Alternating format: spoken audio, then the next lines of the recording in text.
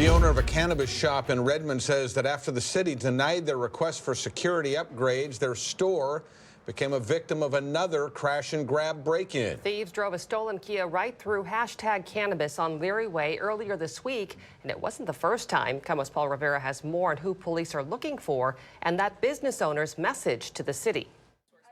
For Christine Bryant-Darling, marketing director of #Cannabis, it's hard to accept that they can't take the necessary steps to protect their business. After discussion, they denied our request. The City of Redmond said due to code, you can't put bollards on the sidewalk. This store's business owner believes those barriers would have stopped this. A crash and grab from this week where Redmond police say several kids rammed a stolen car through the front of the shop, then went inside, clearing merchandise, leaving, and then coming back before making a getaway. What's worse, in September, the business got hit the same way. Besides mentioning the code, the city didn't elaborate on why bollards wouldn't be allowed. Without bollards, these kind of events, they make pedestrians unsafe, and they make your business unsafe. Absolutely, what if someone's here? Yes. Do you think that having boarded up businesses is more aesthetically detrimental than having bollards? Absolutely. A Redmond spokesperson told us the city can work with businesses to find alternate solutions to deter this action. What alternate solutions exist to prevent a stolen car, from driving into your business that isn't a barrier? Right. I think barriers are the only solution I can imagine. For now, #Cannabis remains in talks with the city, but there's no mention yet if the decision would be changed. In the meantime, they just have to hope they don't get hit again. Reporting in Redmond, Paul Rivera, KOMO News.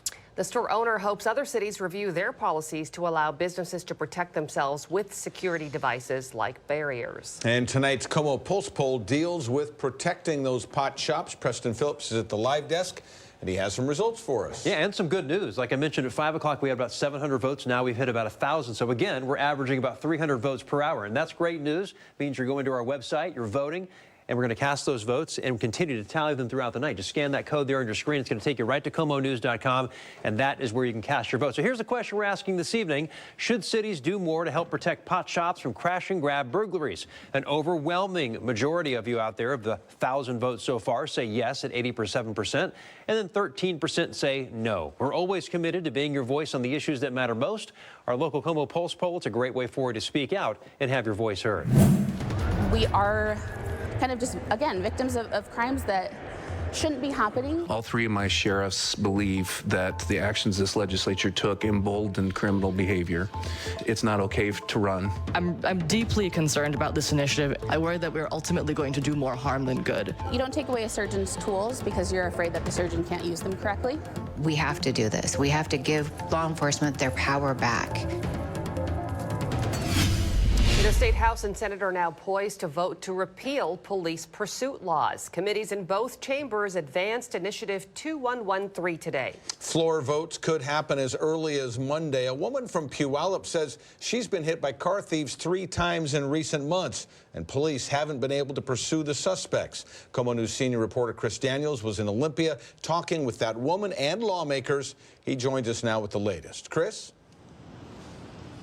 Yeah, Eric, Nikki Gould told me she has hit a boiling point with lawmakers after thieves attempted to steal or did steal a car in front of her home 3 times in less than a year.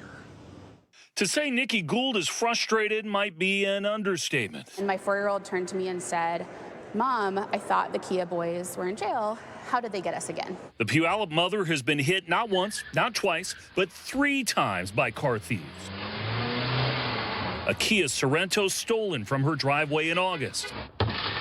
There was another attempt on a Hyundai in January, and 2 days later, thieves returned, attempting to steal her mom's Kia. Her frustration could be heard on surveillance video. We want the police to do something. The cops, showed up. My husband was able to point them out. That's their vehicle. They're getting away. And the cops were not able to pursue. I think vehicle pursuit needs to be restored so that there's a sense of, committing crimes are going to have consequences. State Rep Kelly Chambers, also of Puyallup, shared the story with lawmakers this week in the attempt to move Initiative 2113 forward, and it will. All those in favor say aye.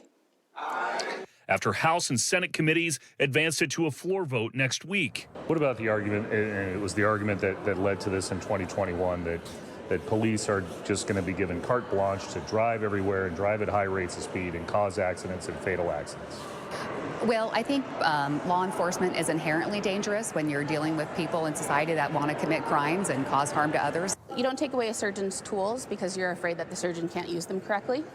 And you also don't take away the right to drive a car because there's fatalities on the road. Gould says something needs to change to deter this kind of repeat crime that has literally happened at her doorstep.